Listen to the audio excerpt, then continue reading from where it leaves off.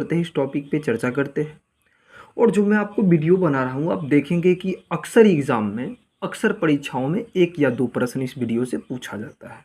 तो चलिए, काव्य शास्त्र में पहले आप प्रमुख संप्रदाय देख लीजिए। आप लोगों ने जाना होगा कि जैसे रस संप्रदाय के प्रवर्तक आचार्य भरत मुनि थे। आचार्य भरत मुनि को रस संप्रदाय का प्रवर्तक माना जाता है, रस संप्रदाय का। भरत मुनि को संस्कृत काव्य शास्त्र का प्रथम आचार्य भी माना जाता है। तो रस संप्रदाय का स्थापना किसने किया? भरत मुनि ने। अब अगला है अलंकार संप्रदाय। अलंकार संप्रदाय आप जानते हैं कि अलंकार संप्रदाय का जो संस्थापक थे वह भामह था, यानी कि भामह ने अलंकार संप्रदाय के प्रवर्तन किया। भामह के अलावा दंडी है, उद्भट है, रुद्रट है, ये भी अलंकार संप्रदाय से है। तीसरा संप्रदाय है रीति या गुण संप्रदाय। तो ये जो रीति या गुण संप्रदाय है, इसके प्रवर्तक आचार्य वामन है। कौन है? आचार्य वामन। तो रीति या गुण संप्रदाय की स्थापना आचार्य वामन ने किया। फिर आगे देखिएगा तो वक्रोक्ति संप्रदाय है। वक्रोक्ति संप्रदाय की स्थापना आचार्य कुंतक ने किया।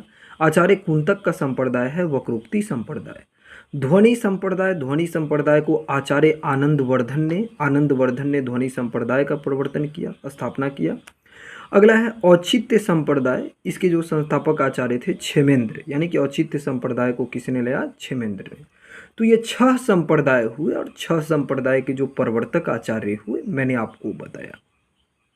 अब आप देखिए कि संस्कृत के जो प्रमुख आचार्य हैं और उनका कुछ ग्रंथ है, ये बहुत महत्वपूर्ण तथ्य है कि संस्कृत के जो आचार्य हैं और उनका जो महत्वपूर्ण ग्रंथ है उन पे हम लोग चर्चा करेंगे, बात करेंगे। तो संस्कृत के सबसे पहले जो आचार्य जिस पे मैं बात करूंगा वह है भरत मुनि। आप जानते हैं कि ये संस्कृत काव्य शास्त्र के प्रथम आचार्य माने जाते हैं। कौन आचार्य? भरत मुनि। तो जो प्रमुख आचार्य और उनके ग्रंथ मैंने बताया कि आचार्य भरत मुनि का जो समय है दूसरी शती है, यानी कि दूसरी शताब्दी आचार्य भरत मुनि का समय माना जाता है। और आचार्य भरत मुनि ने नाट्य शास्त्र का रचना किया। आचार्य भरत मुनि ने किस ग्रंथ को लिखा? नाट्य शास्त्र को लिखा, जिसमें नाटक के सभी पक्षों का उन्होंने विवेचन किया है। और नाट्य शास्त्र को पंचम वेद कहते हैं। आचार्य भरत मुनि के नाट्य शास्त्र को क्या कहा जाता है? पंचम वेद कहा जाता है। नाट्य शास्त्र में 36 अध्याय और लगभग 5000 श्लोक है। आचार्य भरत मुनि के नाट्य शास्त्र में 36 अध्याय है। नाट्य शास्त्र में भरत मुनि ने काव्य के 10 गुण और 10 दोषों का चर्चा किया है। ये बहुत इंपॉर्टेंट है कि आचार्य भरत मुनि ने काव्य के कितने गुण बताए हैं?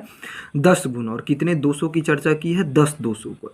भरत मुनि ने केवल 4 अलंकारों का वर्णन किया। भरत मुनि का जो 4 अलंकार है मैं आपको बता दूं कि यमक अलंकार है, उपमा अलंकार है, रूपक अलंकार है और दीपक अलंकार है। भरत मुनि ने 4 अलंकारों का। और रसों की संख्या आचार्य भरत मुनि ने 8 माना। कई बार पेपर में पूछा जाता है सामान्य तौर पे टीजीटी पीजीटी में कि आचार्य भरत मुनि ने रसों की संख्या कितनी मानी है? तो आचार्य भरत मुनि ने रसों की संख्या 8 मानी है। अब आप आ जाइए दूसरे जो आचार्य जो है आचार्य भामह है। और आप जानते हैं कि आचार्य भामह का समय 6ठी शताब्दी ईसा पूर्व है, यानी कि 6ठी शताब्दी 6ठी सदी आचार्य भामह का समय है। और आचार्य भामह ने जो किताब का जो रचना किया वह काव्य अलंकार, यानी कि आचार्य भामह ने कौन सा किताब लिखा? काव्य अलंकार लिखा है ना। और काव्य अलंकार नामक ग्रंथ लिखा जो 6 परिच्छेदों में इनका व्यक्त है, यानी कि बटा हुआ है। क्या? काव्य अलंकार। और आप ये देखिएगा कि आचार्य भामह ने जो काव्य अलंकार लिखा उसमें इन्होंने आचार्य भामह ने काव्य का ये जो लक्षण जो बताया कि शब्दार्थो सहितम काव्यम, यानी कि शब्द और अर्थ के सहित वाक्य को क्या कहते हैं? काव्य कहते हैं। किसने बताया? आचार्य भामह ने। आचार्य भामह को ये देखिएगा तो 10 विध काव्य दोषों का इन्होंने विवेचन किया है ना। किसने? आचार्य भामह ने। दूसरे जो आचार्य जो आते हैं आचार्य दंडी। आचार्य दंडी का समय है 7वीं शताब्दी। आचार्य दंडी का समय कहने है 7वीं सदी है आचार्य दंडी का समय। और आचार्य दंडी का समय 7वीं सदी है। और दंडी ने काव्यादर्श किताब का रचना किया। दंडी ने कौन सा किताब लिखा? काव्यादर्श। फिर अगले आचार्य में जाइएगा तो आचार्य वामन। कौन सा आचार्य है? आचार्य वामन। और मैं आपको बता दूं कि आचार्य वामन जो है, तो आचार्य वामन जिसको रीति संप्रदाय का प्रवर्तक बोलते हैं, आचार्य वामन 8वीं सदी के थे। और आचार्य वामन का किताब है काव्य अलंकार सूत्रवृत्ति। आचार्य वामन ने कौन सा किताब लिखा? काव्य अलंकार सूत्रवृत्ति किसकी किताब है? आचार्य वामन का। वामन के बाद आ जाइएगा तो आचार्य उद्भट। उद्भट भी 8वीं शताब्दी के हैं। उद्भट कैमी शताब्दी है? 8वीं शताब्दी के उद्भट है। और उद्भट ने किताब लिखा काव्य अलंकार सार संग्रह। कौन सा किताब है? काव्य अलंकार सार संग्रह। फिर रुद्रट है। रुद्रट 9वीं शताब्दी के आचार्य हैं, 9वीं सदी के। रुद्रट ने किताब लिखा काव्य अलंकार। रुद्रट ने कौन सा किताब लिखा? काव्य अलंकार। किताब किसने लिखा? रुद्रट ने लिखा। अब आप देखिए अगला आचार्य है आनंदवर्धन। आनंदवर्धन 9वीं शताब्दी के आचार्य है, 9वीं सदी के। और आनंदवर्धन ने किताब लिखा ध्वन्यालोक। आनंदवर्धन ने कौन सा किताब लिखा? ध्वन्यालोक नामक किताब किसने लिखा? आनंदवर्धन ने ध्वन्यालोक की रचना की। ये ध्वनि संप्रदाय का प्रवर्तन किया और ध्वन्यालोक जो ग्रंथ है इसकी रचना किसने किया? आनंदवर्धन ने। अब आगे देखिएगा तो अगले आचार्य है अभिनव गुप्त। अभिनव गुप्त 10वीं सदी के आचार्य हैं, 10वीं शताब्दी के। और अभिनव गुप्त ने टीका लिखा। जैसे अभिनव गुप्त 10वीं सदी के आचार्य है, अभिनव गुप्त ने टीका लिखा। जैसे टीका क्या लिखा? भरत मुनि के नाट्य शास्त्र पर इन्होंने अभिनव भारती लिखा। क्या लिखा? अभिनव भारती। तो अभिनव गुप्त ने भरत मुनि के नाट्य शास्त्र पर अभिनव भारती लिखा। और ये आनंदवर्धन के ध्वन्यालोक पर ध्वन्यालोक लोचन लिखा। और क्या बोलते हैं, भट्टौत के काव्य कौतुक पर इन्होंने काव्य कौतुक विवरण लिखा। तो अभिनव गुप्त ने 3 टीका लिखा। एक अभिनव भारती नाम से लिखा, एक ध्वन्यालोक लोचन लिखा, एक काव्य कौतुक विवरण लिखा। अभिनव गुप्त का एक दार्शनिक कृति मानी जाती है, एक दार्शनिक रचना है इनका तंत्रालोक। क्या है? तंत्रालोक। तो तंत्रालोक अभिनव गुप्त की क्या है? एक दार्शनिक कृति मानी जाती है। अब आइए आचार्य कुंतक। देखिए कुंतक भी 10वीं शताब्दी के उत्तरार्ध में हुए। कुंतक 10वीं सदी। कुंतक ने किताब लिखा वक्रोक्ति जीवितम। कुंतक का बुक क्या है? वक्रोक्ति जीवितम। तो वक्रोक्ति जीवितम किसने लिखा? कुंतक ने। धनंजय है। धनंजय भी 10वीं सदी के आचार्य थे। इन्होंने 10 रूपक किताब लिखा। इनका ग्रंथ क्या है? 10 रूपक। फिर अगला है भट्टौट। भट्टौट भी 10वीं शताब्दी के आचार्य थे, 10वीं सदी के। इन्होंने किताब लिखा काव्य कौतुक। क्या लिखा? काव्य कौतुक। देखिए महिम भट्ट, ये महिम भट्ट 11वीं सदी के आचार्य थे। और महिम भट्ट ने जो किताब लिखा व्यक्ति विवेक। महिम भट्ट ने कौन सा किताब लिखा? व्यक्ति विवेक। अगले आचार्य है भोजराज। अगला आचार्य कौन है आपका? भोजराज। भोजराज 11वीं सदी के आचार्य थे। भोजराज 11वीं सदी के आचार्य थे। और भोजराज ने किताब लिखा श्रृंगार प्रकाश और सरस्वती कंठाभरण। यानी कि 2 किताब भोजराज का है, एक श्रृंगार प्रकाश, एक सरस्वती कंठाभरण। तो भोजराज 11वीं सदी के आचार्य थे। इन्होंने श्रृंगार प्रकाश और सरस्वती कंठाभरण ग्रंथ लिखा। अगला है मम्मट। देखिए मम्मट 11वीं सदी के आचार्य थे और मम्मट ने काव्य प्रकाश का रचना किया। किसका रचना किया? काव्य प्रकाश का।